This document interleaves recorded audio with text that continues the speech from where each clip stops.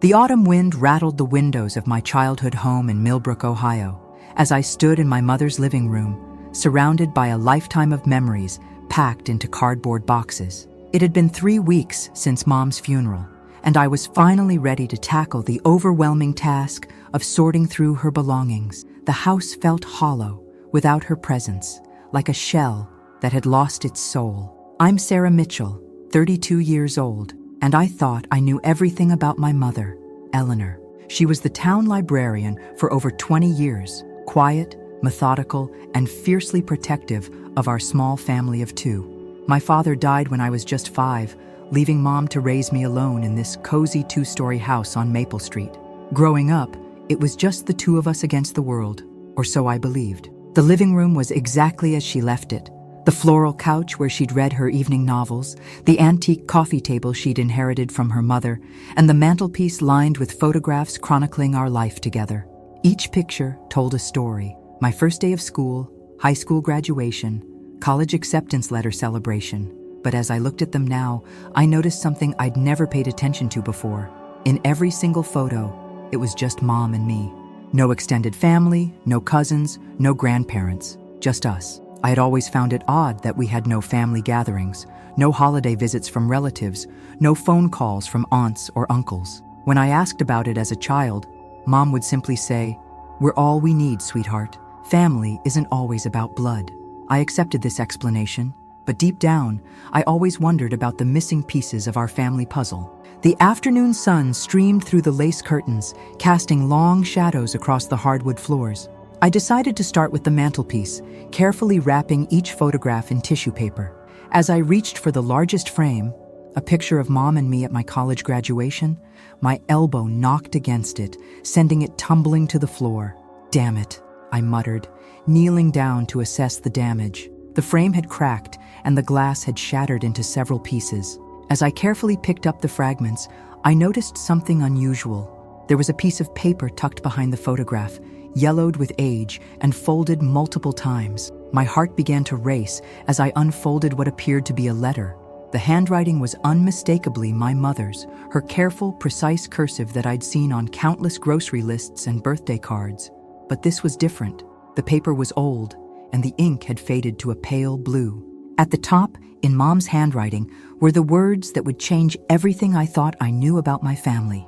"My dearest Sarah, if you're reading this, then I'm gone, and you've finally found what I never had the courage to tell you while I was alive." I sank onto the couch, my hands trembling as I continued reading.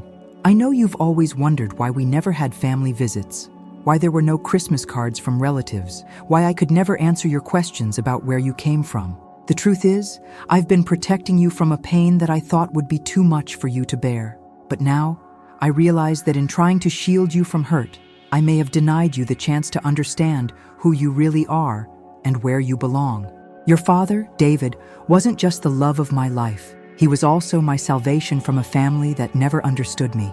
When I met him in college, I was running from a home filled with judgment and conditional love. My parents, your grandparents, had very strict ideas about how a woman should live her life. When I chose to pursue my education instead of settling down immediately, when I chose love over their expectations, they made it clear that I was no longer welcome in their world. Sarah, you have grandparents who are still alive. You have an aunt, my younger sister Margaret, who lives just 2 hours away in Cleveland. You have cousins who don't even know you exist. When your father died, I made the hardest decision of my life. I could have reached out to them, could have given you the extended family you deserved, but I was terrified that they would judge you the way they judged me, that they would see you as a reminder of my mistakes. So, I convinced myself that protecting you from potential rejection was more important than giving you the chance to know your family. I see now how wrong I was. Behind the fireplace, there's a loose brick. Inside, you'll find more letters, photographs, and information about the family you never knew you had. Margaret tried to reach out several times over the years, but I never responded. I was too proud, too afraid, too convinced that I was doing the right thing. I hope you can forgive me for keeping this from you. I hope you can understand that everything I did came from love, even when it was misguided. You deserve to know where you come from, to have the family connections I denied you. If you choose to reach out to them, know that they may welcome you with open arms. And if they don't, know that you are strong enough to handle whatever comes. You have always been my greatest joy, my proudest achievement. Whatever you decide to do with this information, I will love you always. Your devoted mother, Eleanor. I read the letter 3 times, each word hitting me like a physical blow. 27 years of questions suddenly had answers, but those answers led to 1,000 new questions. I had grandparents who might still be alive, an aunt in Cleveland, cousins I'd never met. The family I'd always dreamed of having was real, and my mother had hidden them from me my entire life. The house suddenly felt different, as if the walls themselves were keeping secrets.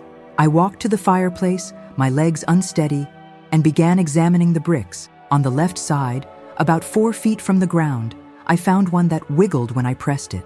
With some effort, I managed to work it loose, revealing a small cavity behind it. Inside was a metal box, the kind used for storing important documents. My hands shook as I opened it. Inside were dozens of photographs, letters, and documents that painted a picture of a family I never knew existed. There were photos of my mother as a young woman, laughing with a girl who looked remarkably like her. This must be Margaret, my aunt. There were pictures of what appeared to be family gatherings, with people who shared my mother's eyes, my nose, my smile. There were letters from Margaret, postmarked over the years, all returned unopened. The most recent one was from just 2 years ago. Eleanor, I know you may never read this, but I have to keep trying. Mom and Dad are getting older. They're both in their 70s now. I think about you and Sarah every day. I've seen her picture in the local newspaper when she graduated from college. She looks so much like you did at that age. Mom keeps a picture of you on her dresser from before everything went wrong. I think she regrets how things ended between you. We all do. Please, if you get this, call me. We want to know our niece. We want to be a family again. The letter included Margaret's phone number and address in Cleveland. I stared at the numbers, realizing that my aunt, had been trying to reach out for years, and my mother had kept every single letter, even though she never responded. At the bottom of the box was a wedding photo I'd never seen before. It showed my parents on their wedding day, but they weren't alone. Standing beside them were 4 other people, 2 older adults who must be my grandparents, and 2 younger people, Margaret and what looked like a young man who could be my uncle. I studied the faces in the photo, searching for resemblances. My grandmother had my mother's delicate features, but there was a warmth in her eyes that I'd rarely seen in my mother's face. My grandfather stood tall and proud, his hand on my father's shoulder in what looked like a gesture of genuine affection. Margaret was beaming, her arms around both my parents, and the young man beside her was grinning broadly. This was my family. These were the people who should have been at my birthdays, my graduations, my important moments. Instead, they were strangers in a photograph, frozen in a moment of joy from before everything went wrong. I sat on the floor of my childhood living room, surrounded by the evidence of a family history I'd never known existed, and I cried. I cried for my mother, who had carried this burden alone for so many years. I cried for the grandparents I'd never met, who might be wondering about a granddaughter they'd never known. I cried for my Aunt Margaret, who had spent years reaching out to a sister who would never respond. And I cried for myself, for all the family gatherings I'd missed, all the connections I'd been denied, all the love I'd never received. But as the tears dried, a new emotion began to take hold: determination. My mother's letter had given me a gift, the knowledge that I had a family out there and the choice to do something about it. She had asked for my forgiveness, and I realized I had already forgiven her. She had done what she thought was best, even if it was wrong. Now it was up to me to decide what to do with this incredible, overwhelming gift. I picked up my phone and stared at Margaret's number. It was now or never. My heart pounded as I dialed, and after 3 rings, a woman's voice answered. "Hello? Hi," I said, my voice barely above a whisper. "Is this Margaret?" "Yes, this is Margaret. Who is this?" I took a deep breath. "My name is Sarah Mitchell. I think I'm your niece." The silence on the other end of the line stretched for what felt like an eternity. Then I heard a sharp intake of breath. "Sarah? Eleanor's Sarah? Oh my God, is this really you?" "Yes," I said, tears streaming down my face again. "I found Mom's letter. I know about the family. I know about everything. Where are you? Are you okay?" "Oh, sweetheart, I've been waiting for this call for so long. I'm at Mom's house in Millbrook. She passed away 3 weeks ago." Another silence, then the sound of quiet crying. "I'm so sorry, honey. I'm so sorry. I kept hoping we'd have a chance to reconcile before. I'm coming to see you. Can I come see you? I can be there in 2 hours. Please," I said. "I need to know about my family. I need to understand what happened. I'll tell you everything," Margaret promised. "Everything your mother was too afraid to tell you. I'll leave right now." As I hung up the phone, I realized that my life had just changed forever. In the space of one afternoon, I had gone from being an only child with no family to discovering I had grandparents, an aunt, and who knows how many other relatives. The quiet, predictable world my mother had built for us had been shattered, replaced by possibilities I'd never dared to imagine. I looked around the living room one more time, seeing it with new eyes. This house had been our sanctuary, our fortress against the world. But it had also been our prison, keeping us isolated from the love and connection we could have had. My mother had meant well, but her fear had cost us both so much. Now it was time to see what we could salvage from the wreckage of the past. My aunt was driving to meet me, and for the first time in my life, I was going to learn what it felt like to have a family. The thought terrified and thrilled me in equal measure. As I waited for Margaret to arrive, I carefully gathered all the photographs and letters, studying each face, each word, each clue about the family I'd never known. Soon, I would have answers to questions I'd carried my entire life. Soon, I would understand why my mother had made the choices she did, and what had driven her to cut us off from everyone who might have loved us. The sun was setting over Millbrook, painting the sky in shades of orange and pink. Somewhere in Cleveland, my aunt was driving toward a reunion that was 27 years in the making. And somewhere in this small Ohio town, a granddaughter was about to embark on a journey to discover the family she never knew she had. The headlights of Margaret's car cut through the darkness as she pulled into the driveway at exactly 7:30 p.m. I watched from the living room window, my heart racing as a woman stepped out of a blue Honda Civic. Even in the dim light, I could see the resemblance immediately. She had my mother's build, the same way of moving, the same careful precision in her gestures. Margaret stood at the foot of the porch steps for a moment, looking up at the house where her sister had lived for over 2 decades. I opened the door before she could knock, and we faced each other for the first time. She was smaller than I'd expected, probably in her early 50s, with silver-streaked brown hair and eyes that were unmistakably from the same gene pool as mine. "Sarah," she whispered, her voice breaking. "Oh my God, you look just like Eleanor did when she was your age." Without hesitation, she stepped forward and wrapped me in a hug.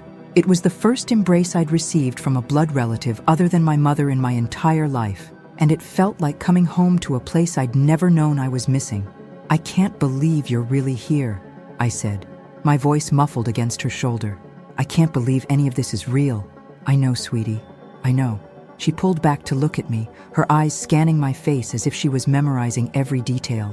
"I've wondered about you every day for 27 years. Every birthday, every holiday, every milestone.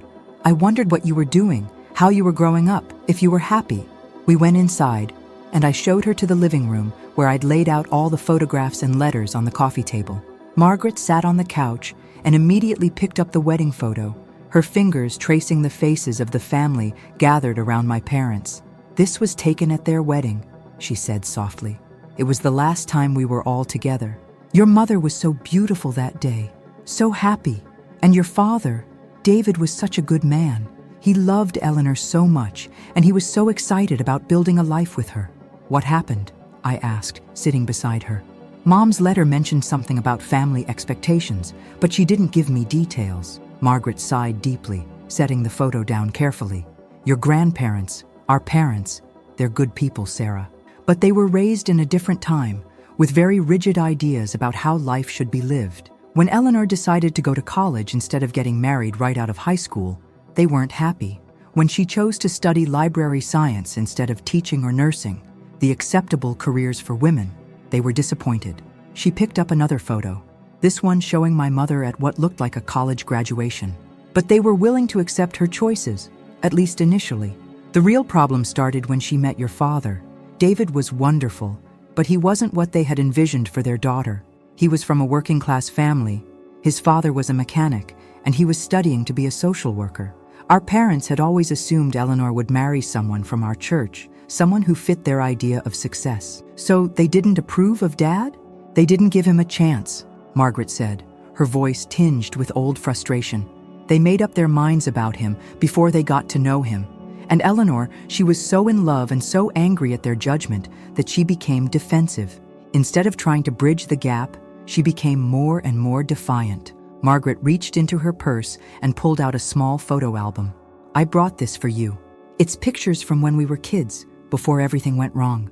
I opened the album to find photographs of two little girls who looked remarkably similar, playing in a backyard, building snowmen, opening Christmas presents. The younger girl was clearly Margaret, and the older one was my mother, but she looked different somehow, lighter, more carefree than I'd ever seen her. She was the best big sister, Margaret said, pointing to a photo of my mother pushing her on a swing. She was so protective of me, always making sure I was included in everything. She taught me to ride a bike, helped me with my homework, and when I was scared of the dark, she would tell me stories until I fell asleep.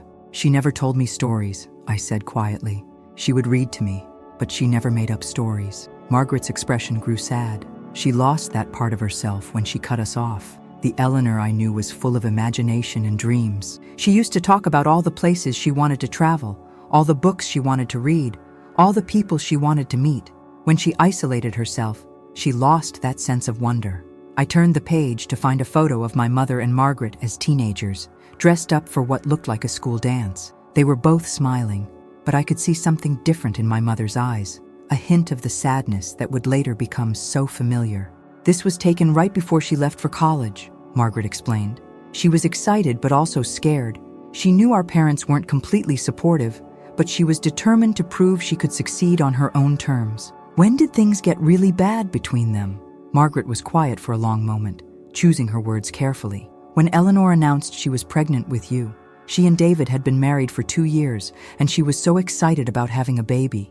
She called me first, before she told our parents, and she was just glowing with happiness. But when she told Mom and Dad, Margaret's voice trailed off, and she looked down at her hands. Our father said some things that he shouldn't have said. He questioned whether she was ready to be a mother, whether she and David were financially stable enough to support a child. He made it sound like her pregnancy was irresponsible, like she was making another poor choice. What did Mom do? She hung up on him, and then she wrote them a letter telling them that if they couldn't be happy about their grandchild, then they didn't deserve to be part of their grandchild's life. She said she was tired of trying to win their approval, tired of defending every choice she made. I felt a familiar pang of recognition. My mother had always been quick to cut off relationships when she felt criticized or judged. I'd seen her do it with neighbors, with colleagues, with anyone who questioned her decisions about how to raise me. Did they try to reach out after I was born? Constantly, Margaret said. Mom cried for weeks after Eleanor sent that letter. She wanted to see you so badly, but she didn't know how to bridge the gap. She was too proud to admit she'd been wrong, and Eleanor was too hurt to make the first move. Margaret pulled out another photo, this one more recent. It showed an older couple sitting on a porch swing, smiling at the camera. The woman had silver hair and kind eyes, and the man had the same strong jaw I'd inherited.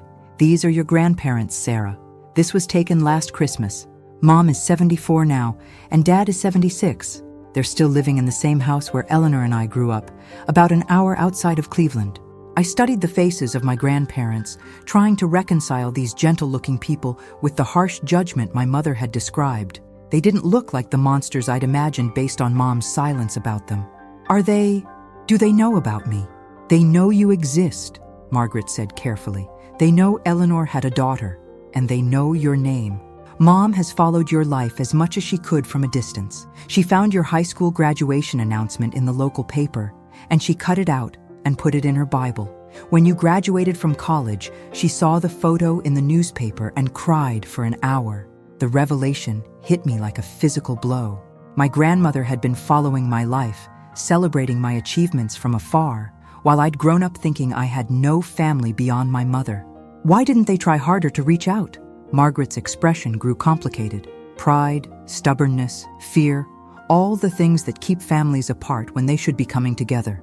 After David died, Mom begged Dad to reach out to Eleanor. She said a woman shouldn't have to raise a child alone, that you needed your family. But Dad was convinced Eleanor would reject any overture, and he didn't want to risk another painful confrontation. So they just Gave up? Not exactly. They asked me to be their intermediary. I've been writing to Eleanor for years, trying to convince her to let us back into her life, but she never responded, never gave us any indication that she wanted to reconcile. I showed Margaret the stack of letters I'd found in the box behind the fireplace. She kept every single one. She read them, but she never replied. Margaret picked up one of her own letters, dated just 6 months ago. I wrote this after Dad had a heart attack. He's fine now, but it scared all of us. I told Eleanor that life was too short to hold grudges, that you deserved to know your family, and that we deserved to know you. She never told me about the heart attack. She probably didn't know. I sent the letter to her old address, and I wasn't sure if she'd moved. I realized how much my mother had missed by cutting herself off from her family. She'd lived in the same house for over 20 years, but she'd never let her family know where she was, never given them the chance to be part of our lives. What are they like? I asked, gesturing to the photo of my grandparents. Really like, not what Mom thought they were like. Margaret smiled for the first time since she'd arrived. They're wonderful, Sarah. They're old-fashioned, yes, and they have strong opinions about things, but they're kind and generous and loving. Dad still fixes cars for the neighbors for free, and Mom volunteers at the church food bank 3 days a week. They've been married for 52 years, and they still hold hands when they walk. She pulled out her phone and showed me a more recent photo. This is from my daughter Katie's wedding last year. That's your cousin Katie and her husband Mike. And this is my son Josh. He's your age, actually. He's a teacher in Columbus. I stared at the photos of my cousins, people who shared my DNA but were complete strangers to me. Katie looked remarkably like me, with the same dark hair and eyes, and Josh had the same smile as my mother. They want to meet you, Margaret said softly. They've always wanted to meet you. Katie used to ask about her cousin Sarah when she was little, and I had to tell her that families are complicated sometimes, but that didn't mean we loved you any less. This is overwhelming, I said, leaning back on the couch. 24 hours ago, I thought I was alone in the world. Now I find out I have grandparents, an aunt, an uncle, cousins. Uncle? Margaret looked confused. In the wedding photo, there was a young man. Margaret's face lit up with understanding. Oh, that's my husband, Robert. He's not technically your uncle by blood, but he's been part of the family for 25 years. He's going to be so excited to meet you. I felt a surge of emotion that I couldn't quite name. It wasn't just happiness or excitement. It was a deep, aching sense of loss for all the years we'd missed, all the connections that had been severed by pride and misunderstanding. I need to meet them, I said suddenly. I need to see my grandparents. Margaret's face broke into a radiant smile. They're going to be so happy, Sarah. So incredibly happy. But are you sure you're ready? I know this is a lot to process, and I don't want to rush you into anything. I'm ready, I said, though I wasn't entirely sure that was true. But I'm also scared. What if they don't like me? What if I'm a disappointment? Sweetheart, Margaret said, taking my hands in hers. You could never be a disappointment. You're Eleanor's daughter, and you're part of our family. That's all that matters. We spent the next 2 hours going through the photographs and letters, with Margaret filling in the details of family history I'd never known. She told me about family traditions, about the house where my mother had grown up, about the extended family of cousins and aunts and uncles who had wondered about me over the years. There's something else, Margaret said as the evening grew late. Your mother's birthday is next month. Every year, Mom makes her favorite cake, lemon cake with cream cheese frosting, and puts it on the table with a candle. She says it's for Eleanor, wherever she is. I felt tears spring to my eyes. She's been celebrating Mom's birthday all these years? Every year. And she's been putting aside a birthday card for you too. She has a whole drawer full of them. Birthday cards, Christmas cards, graduation cards. She's been saving them, hoping that someday she'd have a granddaughter to give them to. The thought of my grandmother carefully selecting birthday cards for a granddaughter she'd never met, saving them year after year in the hope of a reunion that might never come, was almost too much to bear. I want to call them, I said impulsively. I want to call them right now.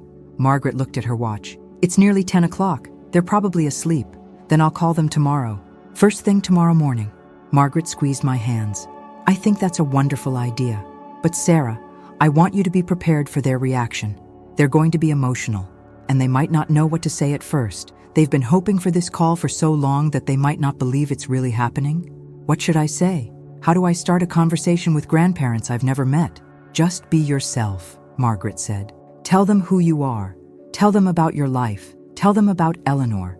They want to know everything. What you studied in college, what you do for work, what you like to do in your free time. They want to know their granddaughter. As Margaret prepared to leave, she gave me her phone number, her address, and contact information for the rest of the family. I want you to know that you're not alone anymore, she said. You have a family who loves you, who has always loved you, even from a distance. After she left, I sat in the quiet house, surrounded by the evidence of a family I'd never known existed. The silence felt different now, not empty, but full of possibility. Tomorrow, I would call my grandparents. Tomorrow, I would begin to build relationships that should have been part of my life from the very beginning. I picked up my mother's letter and read it again, seeing it with new understanding. She had been trying to protect me from the pain of rejection, but in doing so, she had denied me the joy of acceptance. She had been so afraid of her family's judgment that she had never given them the chance to love me. As I got ready for bed, I thought about the phone call I would make in the morning. I imagined my grandmother's voice, imagined her tears of joy, imagined the conversation that would begin to heal years of separation and misunderstanding. For the first time in my life, I was going to talk to my grandparents. For the first time in my life, I was going to be part of a real family. I woke up at 6 a.m., 2 hours before my alarm was set to go off. My mind was racing with anticipation and anxiety about the phone call I was about to make. I'd rehearsed what I would say dozens of times, but every scenario I imagined felt inadequate for the magnitude of the moment. After making coffee and toast I couldn't really eat, I sat at my mother's kitchen table with Margaret's notes spread out in front of me. My grandparents' phone number was written in blue ink on a piece of paper that I'd already folded and unfolded so many times it was getting soft around the edges. At exactly 8 a.m., I dialed the number. My hands were shaking so badly I had to try twice to get all the digits right. The phone rang once, twice, 3 times. Hello? A woman's voice, soft and slightly hoarse with age. Hi, I said, my voice barely above a whisper. Is this Dorothy Miller? Yes, this is Dorothy. Who is this? I took a deep breath. My name is Sarah Mitchell. I'm Eleanor's daughter. I'm your granddaughter. The silence on the other end of the line was so complete that I wondered if the call had been disconnected. Then I heard a sharp intake of breath, followed by the sound of quiet crying. Sarah? Is this really Sarah? Yes, ma'am. I found some letters that Mom had hidden, and I learned about the family. I know this must be a shock, but I wanted to call you. I wanted to talk to you. Oh my God, she whispered. Harold, come here. It's Sarah. It's Eleanor's daughter. I heard commotion in the background, the sound of footsteps and urgent conversation. Then a man's voice came on the line. Sarah, this is your grandfather, Harold. Is this really you? Yes, sir. It's really me. How did you find us? Is Eleanor all right? The question I'd been dreading. Grandpa, I'm so sorry, but Mom passed away 3 weeks ago. She had a heart attack. The silence that followed was heartbreaking. I could hear my grandmother crying in the background and my grandfather's labored breathing. We didn't know, he said finally. We didn't know she was sick. We didn't know anything. She wasn't sick, I said quickly. It was sudden. She didn't suffer. Where was the funeral? We should have been there. We should have been there for her, for you. It was a small service here in Millbrook. I didn't know about you then, or I would have called. My grandmother took the phone back, her voice thick with tears. Sweetheart, I'm so sorry for your loss. I'm so sorry we weren't there for you. How are you holding up? Are you alone? I'm okay, I said, though I wasn't sure that was entirely true. I'm staying at Mom's house, going through her things. That's how I found the letters. What letters? I told them about finding my mother's letter behind the picture frame, about the box of photographs and correspondence hidden behind the fireplace. I told them about Margaret's visit, about all the things I'd learned about my family in the past 24 hours. She kept all of Margaret's letters, my grandmother said wonderingly. She read them but never responded. I think she wanted to, I said. I think she was just too afraid, too proud, too set in her ways to reach out. That sounds like Eleanor, my grandfather said, his voice heavy with regret. She was always so stubborn, so determined to prove she could handle everything on her own. Tell us about yourself, my grandmother said. Tell us about your life. We've missed so much. For the next hour, I talked about my childhood, my education, my job as a marketing coordinator for a small nonprofit organization. I told them about my interests, my hobbies, my dreams. They listened to every word as if they were memorizing it, asking questions about details, wanting to know everything. "You work for a nonprofit?" my grandfather asked. "That's wonderful. You're helping people, just like your father wanted to do. You remember my father?" "Of course we remember David," my grandmother said. "He was a good man, Sarah. We didn't appreciate him enough at the time, but we knew he loved your mother, and we knew he would love you." "Why didn't you like him?" I asked, the question that had been burning in my mind since I'd read my mother's letter. My grandfather was quiet for a long moment. "We made a mistake," he said finally. "We let our own fears and prejudices cloud our judgment. We thought we knew what was best for Eleanor, but we didn't understand that what was best for her was to make her own choices, even if they weren't the choices we would have made. We were worried about her future," my grandmother added. "We wanted her to have security, stability, all the things we thought came with marrying someone from our community, someone we knew. But David gave her something more important. He gave her love and respect and the freedom to be herself. I wish we could have told him that," my grandfather said. "I wish we could have told him we were wrong." "You still can," I said softly. "You can tell me. You can tell me about him." And they did. For another hour, they shared their memories of my father, stories I'd never heard before. They told me about his kindness, his sense of humor, his devotion to social justice. They told me about how he'd defended my mother to his own family when they questioned her ambitions, how he'd supported her dreams even when it meant financial sacrifices. "He loved you so much," my grandmother said. "When Eleanor told us she was pregnant, David called us himself. He was so excited, so proud.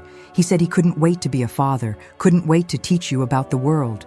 He would have been a wonderful father," my grandfather added, "and he would have been so proud of the woman you've become." As the morning progressed, they told me about the family I'd never known. They talked about cousins and aunts and uncles, about family traditions and holiday celebrations, about the bedroom they'd kept ready for me in their house, hoping that someday I would visit. "We want to see you," my grandmother said. "We want to meet our granddaughter. Would you consider coming to visit us?" "I'd love that," I said without hesitation. "I'd love to meet you both. How about this weekend?" my grandfather suggested. "We can drive to you, or you can come here, whatever you prefer." "I'll come to you," I said. "I want to see where Mom grew up. I want to understand her story better." "We'll show you everything," my grandmother promised. "Her room is still exactly the way she left it when she went to college. We never had the heart to change it." After we hung up, I sat in the kitchen for a long time, processing what had just happened. In the span of one phone call, I had gone from being an orphan to being a granddaughter. I had grandparents who wanted to see me, who had been saving birthday cards for me, who had kept my mother's bedroom as a shrine to their lost daughter. But along with the joy came a deeper understanding of the tragedy that had separated our family. This wasn't a story of villains and victims. It was a story of people who had loved each other, but had let pride and fear keep them apart. My mother had been wrong to cut them off, but my grandparents had been wrong too, in their initial judgment and in their failure to fight harder for reconciliation. The next few days passed in a blur of phone calls and planning.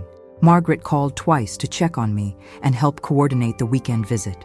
My cousin Katie called from Columbus, crying with happiness, and immediately inviting me to her house for dinner the following week. My cousin Josh sent me a text message that simply said, "Welcome to the family, cousin. Can't wait to meet you." I spent Thursday going through more of my mother's belongings, looking for additional clues about her past and her motivations. In her bedroom closet, I found a small jewelry box that contained more surprises, a locket with a photo of her and Margaret as children, a charm bracelet with charms that represented different milestones in her life, and a small diary from her college years. Reading my mother's diary felt like an invasion of privacy, but I needed to understand her mindset during the years when the family rift was developing. Her entries revealed a young woman who was struggling to balance her love for her family with her need for independence. March 15, 1994. Had another fight with Dad about David. He keeps saying that David isn't our kind of people, but what does that even mean?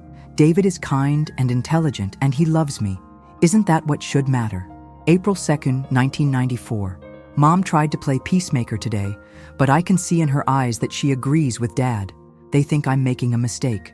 They think I'm throwing away my future for a man who can't provide for me the way they think I deserve. but they don't understand that I don't want to be provided for. I want to be a partner. September 10th, 1994. David and I talked about eloping.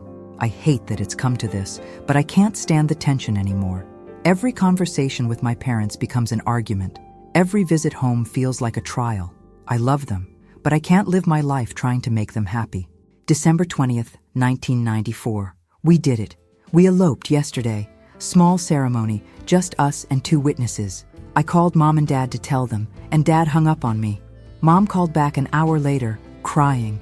She said they'd try to accept David, but I could hear the disappointment in her voice. I'm tired of being a disappointment.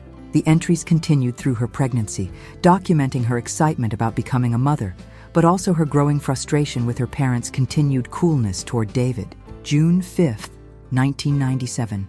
Found out we're having a girl. David is over the moon. He's already talking about teaching her to ride a bike and helping her with homework. Called Mom to share the news, and she seemed happy, but then she started giving me advice about child rearing that sounded more like criticism. Can't I just have one conversation with her where she doesn't question my judgment? August 12th, 1997. Dad made a comment today about hoping the baby would have good sense, implying that David and I lack it. I'm done. I'm done trying to win their approval. I'm done defending every choice we make. This baby is going to grow up surrounded by love and acceptance, not judgment and conditional approval. The final entry, dated just 2 weeks before I was born, was heartbreaking. August 30th, 1997. Decided not to tell Mom and Dad when I go into labor. If they can't be supportive during my pregnancy, they don't deserve to be part of Sarah's birth. David thinks I'm making a mistake, but I need to protect my daughter from the kind of criticism I've endured. She's going to know she's loved unconditionally, something I'm not sure I ever felt. Reading these entries, I began to understand my mother's psychology better.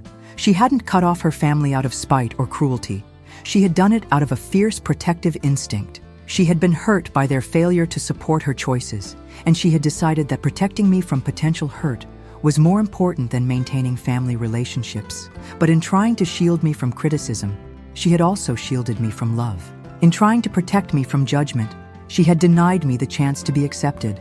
Her intentions had been good, but the result had been isolation for both of us. Friday morning, I drove to Cleveland to meet my grandparents face to face. The journey took me through small Ohio towns that looked remarkably similar to Millbrook. Tree-lined streets, modest houses with well-tended yards, churches and diners, and family-owned businesses that had probably been serving the same communities for generations. My grandparents lived in a white 2-story house with a wraparound porch and a garden full of late-blooming flowers. As I pulled into the driveway, I saw them waiting on the porch, a small, silver-haired woman in a floral dress and a tall, distinguished-looking man in khakis and a button-down shirt. My grandmother reached me first, pulling me into a hug before I was even fully out of the car. "Sarah," she whispered against my hair. "My granddaughter. I can't believe you're really here." My grandfather was more reserved, but his eyes were bright with unshed tears as he extended his hand and then seemed to think better of it, pulling me into a gentle embrace instead. "You look so much like your mother," he said, "but you have your father's eyes." They showed me through the house, and I was amazed by how much of my mother's presence remained.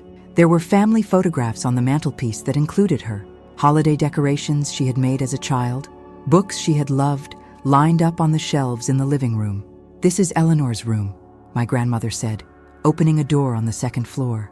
The room was like a time capsule, single bed with a pink and white quilt, a desk covered with college textbooks, posters of her favorite authors on the walls. On the dresser was a photo of me at my high school graduation, clipped from the local newspaper. "You kept track of me," I said, picking up the photo. "We tried to," my grandmother said. "It wasn't easy, but we found ways. When you graduated from college, we were so proud. We wanted to send you a card, but we didn't know if you even knew we existed." We spent the afternoon looking through photo albums and sharing stories. My grandparents told me about my mother's childhood, her academic achievements, her dreams of becoming a librarian. They showed me report cards and school projects, awards and certificates, evidence of a bright, ambitious young woman who had been beloved by her teachers and friends. "She was always reading," my grandfather said, showing me a photo of my mother at age 10, curled up in a chair with a book. Even as a little girl, she would rather read than watch television or play with toys. We should have realized that she would never be content with a conventional life. We made mistakes, my grandmother said quietly. We were so worried about her future that we forgot to trust her judgment. We thought we knew better than she did what would make her happy. Why didn't you try harder to reconcile after I was born? I asked. My grandfather looked down at his hands. Pride, he said simply. Eleanor had made it clear that we weren't welcome in her life, and we were too proud to admit we'd been wrong. We thought if we waited long enough, she would come around on her own. We should have fought for you, my grandmother added. We should have fought for our relationship with our daughter and our granddaughter. We should have swallowed our pride and done whatever it took to be part of your lives. As the day progressed, I began to see my grandparents as complex people who had made mistakes but had learned from them. They weren't the rigid, judgmental figures my mother had portrayed in her diary. They were simply people who had held too tightly to their expectations and had paid a terrible price for their inflexibility. Your mother was right about one thing, my grandfather said, as we sat on the porch that evening, watching the sunset. You did grow up knowing you were loved unconditionally. That's obvious in everything about you. Your confidence, your kindness, your openness to new relationships. She did a good job raising you, even if she did it alone. I wish things had been different, I said. I wish we could have all been together. So do we, my grandmother said. But we can't change the past. We can only decide what to do with the time we have left. That night, I stayed in my mother's childhood bedroom, surrounded by the artifacts of her youth. As I lay in the bed, where she had dreamed about her future, I thought about the choices that had shaped our family's history.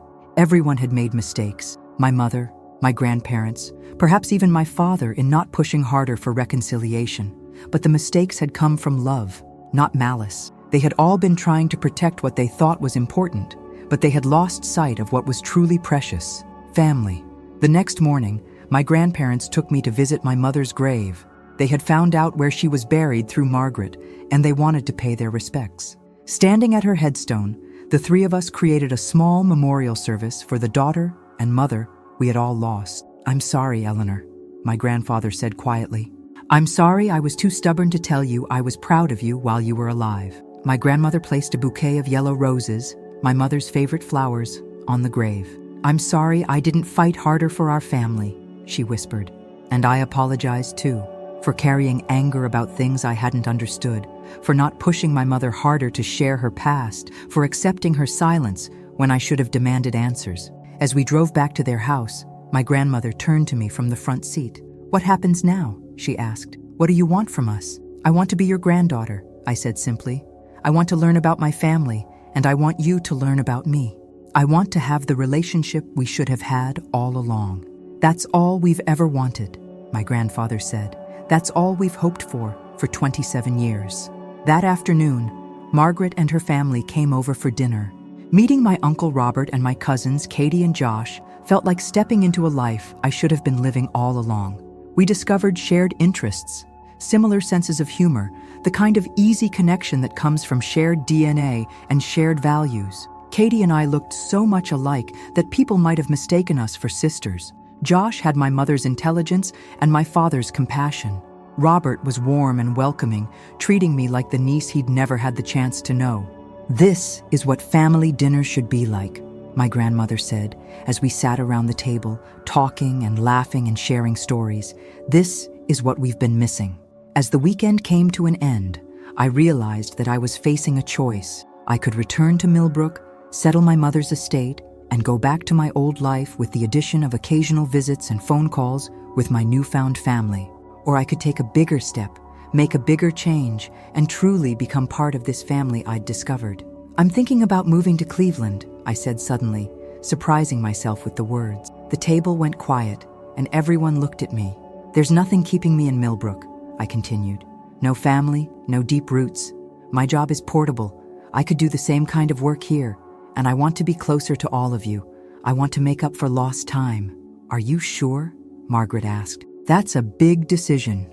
I'm sure, I said, and I realized I was. I spent my whole life feeling like something was missing, like there was a piece of my identity I couldn't access. Now I know what it was. It was all of you. I want to be part of this family, not just a distant relative who visits on holidays. My grandmother reached across the table and took my hand.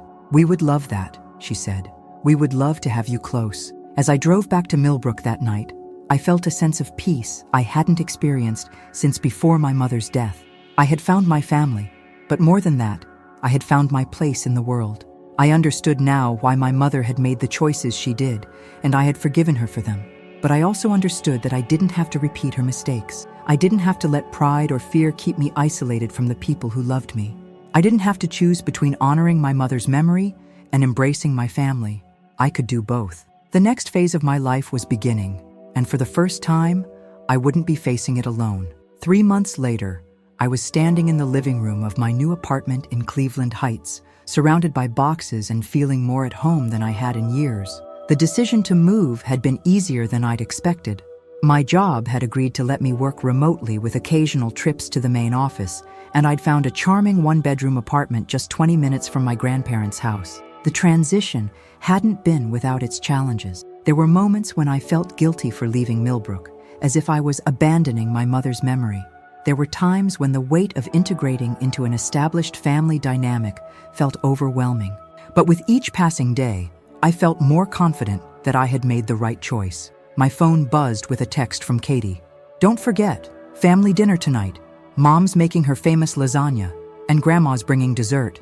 Josh is driving down from Columbus." These weekly family dinners had become the anchor of my new life. Every Sunday, we gathered at Margaret and Robert's house for food, conversation, and the kind of casual intimacy I'd never experienced before. It was everything I'd imagined family life could be, but it was also more complex than I'd anticipated. Learning to be part of a family meant learning to navigate relationships, boundaries, and expectations. It meant discovering that my grandmother could be wonderfully nurturing, but also slightly controlling. It meant realizing that my grandfather's quiet demeanor hid a sharp sense of humor and strong opinions. It meant understanding that Margaret felt responsible for healing the family rift, sometimes to an exhausting degree. But it also meant having people who cared about my day-to-day life, who called when I was sick, who celebrated my small victories, and supported me through my challenges. It meant having a place to belong that went deeper than friendship or professional relationships. I was putting books on my shelf when I came across my mother's diary, which I'd brought with me from Millbrook. I'd read it several more times since that first discovery, each reading revealing new layers of understanding about her motivations and struggles. There was a passage I kept returning to, written just after my first birthday. "Sarah took her first steps today, and my heart broke a little because there was no one to call and share the news with. I thought about calling Mom, but then I remembered Dad's comment about hoping she would have good sense, and I put the phone down. I'm giving Sarah a different kind of childhood than I had, one without judgment or criticism, but sometimes I wonder if I'm also giving her a lonelier childhood. Is protecting her from potential hurt worth depriving her of potential love?" My mother had questioned her own decisions, but she'd been too proud or too afraid to change course. Reading her doubts made me feel closer to her, more understanding of her internal struggles, but it also reinforced my belief that I was making the right choice in embracing my family. I was interrupted by a knock on my door. When I opened it, I found my grandmother standing there with a covered dish and a concerned expression. "I brought you some of my chicken and dumplings," she said, bustling past me into the kitchen. "You sounded tired on the phone yesterday, and I wanted to make sure you were eating properly." This was typical grandmother behavior. She showed love through food and worry, constantly checking on everyone's well-being. It had taken me some time to adjust to having someone so invested in my daily welfare, but I'd come to treasure her attention. "Thank you, Grandma," I said, using the title that still felt new and wonderful on my tongue. "You didn't have to drive all the way over here." "Nonsense," she said, starting to tidy my kitchen without being asked. "That's what grandmothers are for." As she puttered around my apartment, organizing and cleaning, I marveled at how natural it felt to have her there. This was what I'd been missing my entire life. The casual intimacy of family, the assumption that your life was worth caring about, the knowledge that someone would show up when you needed them. "I've been thinking about Eleanor a lot lately," she said as she arranged flowers she'd brought in a vase. "About the mistakes we all made, about the time we lost." "Me too," I said. "I found another letter of hers yesterday, one I'd missed before." I showed her a letter I'd discovered tucked inside one of my mother's books. It was addressed to me but had never been finished. My dearest Sarah, I hope that someday you'll understand the choices I made, even if you don't agree with them. I hope you'll know that everything I did was motivated by love for you, even when it resulted in loss for both of us. There are things I should have told you about our family, about where you come from, about the people who would have loved you if I'd given them the chance. I kept telling myself I was protecting you, but I think I was really protecting myself from the possibility of rejection, from having to admit I might have been wrong, from the vulnerability that comes with reconciliation. You deserve to know that you have grandparents who think about you every day, an aunt who has tried to reach out to us for years, cousins who would welcome you with open arms. You deserve to know that our family's story isn't just about conflict and separation. It's also about love that persists even when it's not expressed. If something happens to me before I find the courage to reconcile with them, I hope you'll be braver than I was. I hope you'll reach out to them and give them the chance to love you that I never gave them. I hope you'll forgive me for the relationships I cost you, and I hope you'll build the connections I was too afraid to rebuild. You are the best thing I ever did, Sarah. You are proof that love can triumph over fear, that hope can survive disappointment, that families can be created even when they're also lost. Don't let my mistakes define your future. Be better than I was. Be braver than I was. All my love always, Mom. My grandmother wiped tears from her eyes as she finished reading. She knew, she said softly. She knew what she was costing you, and she regretted it. I think she was planning to reach out, I said. I think she was working up the courage to call you, but she ran out of time. Maybe that's why you found her letter when you did, my grandmother said. Maybe she wanted you to finish what she couldn't. That evening at family dinner, I shared my mother's unfinished letter with everyone. We sat around Margaret's dining room table, the same table where my mother had eaten Sunday dinners as a child, and talked about forgiveness, about second chances, about the courage it takes to admit when we've been wrong. I think Eleanor would be happy to see us all together, my grandfather said, looking around the table at his expanded family. I think she'd be proud of Sarah for having the strength to reach out to us. She'd probably be annoyed with all of us for being so stubborn for so long, Josh said with a grin. From what you've told me about her, she didn't have much patience for pride and ego. She didn't, I agreed. But she was guilty of both herself. I think that's what made it so hard for her to change course. She couldn't forgive herself for the initial break, so she couldn't imagine that you would forgive her either. Margaret leaned back in her chair, looking thoughtful. I keep wondering what would have happened if I'd been more persistent, if I'd shown up at her door instead of just writing letters. You can't torture yourself with what-ifs, Robert said gently. All of you made decisions based on the information and emotions you had at the time. The important thing is that we're together now. Katie, who had been quiet during most of the conversation, suddenly spoke up. I want to do something to honor Aunt Eleanor, she said. Something that acknowledges her role in our family, even though she wasn't physically present for most of it. What did you have in mind? I asked. I was thinking we could create a memorial garden in Grandma and Grandpa's backyard. Plant some of her favorite flowers, maybe put up a small bench where we can sit and remember her. Make it a place where she's part of our family gatherings, even though she's not here. The idea resonated with everyone immediately. My grandmother started crying again, but these were tears of joy. She loved yellow roses and lavender, she said, and she always loved the big oak tree in our backyard. She used to climb it when she was little. We could plant the garden under the oak tree, my grandfather suggested. Create a space where she's surrounded by the natural beauty she always appreciated. Over the next few weeks, the memorial garden became a family project. Everyone contributed something. Plants, decorative stones, a beautiful wooden bench that Robert built himself. I found a stone carver who engraved a simple marker with my mother's name and the dates of her birth and death, along with a quote from her favorite poem. The best and most beautiful things in the world cannot be seen or even touched. They must be felt with the heart. The garden dedication ceremony took place on what would have been my mother's 55th birthday. We gathered under the oak tree as the sun was setting, each of us sharing a memory or reflection about Eleanor and her impact on our lives. I spoke last, reading from the final entry in my mother's diary. I know I've made mistakes that have cost our family dearly. I know I've let pride and fear guide my decisions when love should have been the only consideration. But I also know that Sarah is strong enough to heal what I broke, brave enough to build bridges I was too afraid to cross. She is my greatest achievement and my greatest hope. Through her, our family story doesn't have to end with separation and regret. Through her, it can become a story of reconciliation and renewal. After the ceremony, we sat on the new bench and talked until the stars came out. My grandmother told stories about my mother's childhood that painted a picture of an imaginative, independent little girl who was always asking questions and pushing boundaries. My grandfather shared memories of teaching her to drive, of watching her graduate from high school and college, of walking her down the aisle at her wedding. She was always special, he said. Even when we disagreed with her choices, we knew she was destined for something meaningful. She just had to find her own way to it. As the evening wound down, Margaret pulled me aside. "How are you really doing with all of this?" she asked. "It's been a lot of change, a lot of emotional processing. Are you okay?" I considered the question carefully. "I'm more than okay," I said finally.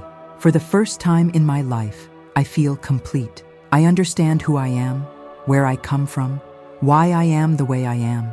I have a family who loves me and wants me around. I have traditions to participate in and memories to make. And you're not angry with Eleanor anymore?" "No," I said, and I realized it was true. I understand her now. She was doing her best with the emotional tools she had. She was trying to protect me the only way she knew how. She was wrong, but she wasn't malicious. And in the end, her letter led me to all of you. Maybe that was her final gift to me. 6 months after moving to Cleveland, I received a call that would test the strength of the family bonds we'd been rebuilding. My grandfather had another heart attack, more serious this time, and was in the hospital. I rushed to the hospital to find my grandmother in the waiting room, surrounded by Margaret, Robert, Katie, and Josh. She looked smaller and more fragile than I'd ever seen her, and when she saw me, she broke down completely. "I can't lose him too," she sobbed. "I can't lose anyone else." I held her while the rest of the family rallied around us, taking turns sitting with her, bringing coffee and food, making phone calls to other relatives. This was what family was supposed to do, I realized. Show up during the crisis, provide support without being asked, share the burden of worry and fear. My grandfather's surgery was successful, but his recovery was slow. For weeks, we took turns visiting him in the hospital and then helping at home once he was released. I found myself coordinating schedules, organizing meal deliveries, and making sure my grandmother wasn't trying to do too much. "You're good at this," Margaret observed one day as we were leaving the hospital together. "Taking care of people, managing family logistics. It's like you were meant to be the one who holds everyone together." "Maybe I was," I said. "Maybe everything that happened, Mom's isolation, her death, finding the letters, maybe it was all leading to this. Maybe I was supposed to be the one who brings our family back together and keeps it together." "Eleanor would be so proud of you," Margaret said. "She raised you to be strong and independent, but also compassionate and loyal. You're the best of both sides of the family." As my grandfather slowly recovered, I found myself thinking more and more about the concept of legacy. My mother had worried that her choices would define my future, but I was learning that I had the power to define my own legacy. I could choose to focus on the years we'd lost, or I could focus on the relationships we were building. I could choose to carry forward the pain of separation, or I could carry forward the joy of reunion. One evening, as I was sitting with my grandfather during his recovery, he took my hand and said something that surprised me. "I need to tell you something, Sarah. Something I should have said months ago." "What is it, Grandpa?" "When your grandmother and I first heard from you, we were so focused on our joy at finding you that we didn't think enough about your grief. You had just lost your mother, and instead of giving you time to mourn, we pulled you into our family drama and expectations. I'm sorry we didn't handle that better." I was quiet for a moment, thinking about his words. "You know what, Grandpa? I think I needed the distraction. I think discovering all of you helped me process Mom's death in a healthier way. Instead of just mourning what I'd lost, I was celebrating what I'd found. But you should have had time to grieve properly." "I'm still grieving," I said. "I'll probably always grieve for her, but I'm also building something new, something that honors her memory while moving beyond her limitations." I think that's what she would have wanted. The 1-year anniversary of my mother's death fell on a crisp October day that reminded me of the afternoon when I'd first found her letter. I drove back to Millbrook to visit her grave, bringing flowers from the memorial garden and a letter I'd written to her. Standing at her headstone, I read the letter aloud. Dear Mom, it's been a year since you died, and so much has changed. I found the family you kept hidden from me, and I understand now why you made that choice. I forgive you for it, and I hope you can forgive yourself. I want you to know that your fears were unfounded. Grandma and Grandpa don't judge me the way you were afraid they would. They love me unconditionally, the same way you did. Margaret and Robert and my cousins have welcomed me with open arms. They're proud of the woman you raised, proud of the values you instilled in me. I want you to know that I'm not angry with you anymore. I understand that you were protecting me the only way you knew how. I understand that your choices came from love, even when they resulted in loss. I want you to know that I'm happy. I have a family now, a real family with traditions and connections and shared history. I have people who care about my daily life, who celebrate my successes and support me through my challenges. I have what you always wanted me to have.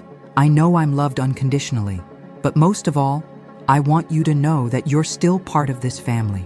The memorial garden keeps you present in our gatherings. The stories we tell about you keep your memory alive.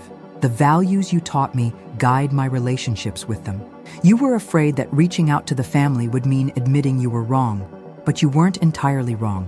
You were just incomplete. You gave me everything you could as one person, and now I have the gift of everything they can give me as an extended family. I love you, Mom. I miss you every day, but I'm not alone anymore, and I know that would make you happy. Your grateful daughter, Sarah. As I drove back to Cleveland that evening, I felt a sense of completion that had been missing since my mother's death. I had honored her memory, but I had also moved beyond her limitations. I had forgiven her mistakes while learning from them. I had built the family connections she had been too afraid to rebuild. The house was dark when I pulled into my grandparents' driveway, but I saw a light on in the kitchen. I found my grandmother sitting at the table with a cup of tea and a photo album. "How was your visit to Eleanor's grave?" she asked, looking up as I entered. "Good," I said, sitting down beside her. "Peaceful. I think she would approve of how things have turned out." My grandmother nodded and turned the photo album toward me. It was filled with pictures from the past year, family dinners, holiday celebrations, everyday moments that documented my integration into the family. There were photos of me helping my grandfather in his workshop, of me and Katie laughing at some shared joke, of me and my grandmother baking cookies together. "This is what we always imagined," she said softly. "This is what we hoped for all those years. A granddaughter who was part of our lives, part of our story. And now I am," I said, putting my arm around her shoulders. "Now we all are." The next morning, I woke up in my mother's childhood bedroom, which had become my regular place to stay when I visited my grandparents. The room looked different now. Some of my belongings mixed in with my mother's childhood artifacts, evidence of a family line that continued rather than ended. As I got dressed, I thought about the journey that had brought me to this moment. A year ago, I had been a lonely woman sorting through her dead mother's belongings, convinced that I was alone in the world. Today, I was a granddaughter, a niece, a cousin, a member of a family that had been waiting for me my entire life. The story wasn't over. There would be more challenges, more discoveries, more opportunities to deepen these relationships. But the foundation had been laid. The family had been reunited. The cycle of separation and regret had been broken. Downstairs, I could hear my grandmother making breakfast and my grandfather reading the newspaper aloud, the comfortable sounds of a long marriage and an established household. Soon, I would join them for coffee and conversation, for the kind of easy family intimacy I'd never known existed. I picked up the framed photo on the dresser, the one of me at my high school graduation that my grandmother had cut out of the newspaper all those years ago. Soon, it would be joined by new photos, pictures of family gatherings and celebrations that documented not what was lost, but what was found. My mother's letter had said that I was proof that love could triumph over fear, that hope could survive disappointment, that families could be created even when they were also lost. Looking at my reflection in the mirror of her childhood room, surrounded by evidence of the family she had left behind and the family I had reclaimed, I knew she was right. I was living proof that it's never too late for a family to heal, never too late for love to overcome pride, never too late for a story to have a happy ending. The letter behind the picture frame had explained everything no one ever said. But more than that, it had given me everything I never knew I needed. A place to belong, people to love, and the understanding that family isn't just about blood, it's about choice, forgiveness, and the courage to build bridges across whatever divides us. As I walked downstairs to join my grandparents for breakfast, I knew that my mother would be proud of the choice I had made. I had taken her final gift, the truth about our family, and transformed it into something beautiful. I had honored her memory while refusing to be limited by her fears. The kitchen was warm and bright, filled with the smell of coffee and the sound of quiet conversation. My grandmother looked up as I entered and smiled, the same smile I'd seen in photographs of my mother as a child. "Good morning, sweetheart," she said. "Ready for another day with your family?" "Always," I said, and I meant it. For the first time in my life, I was exactly where I belonged.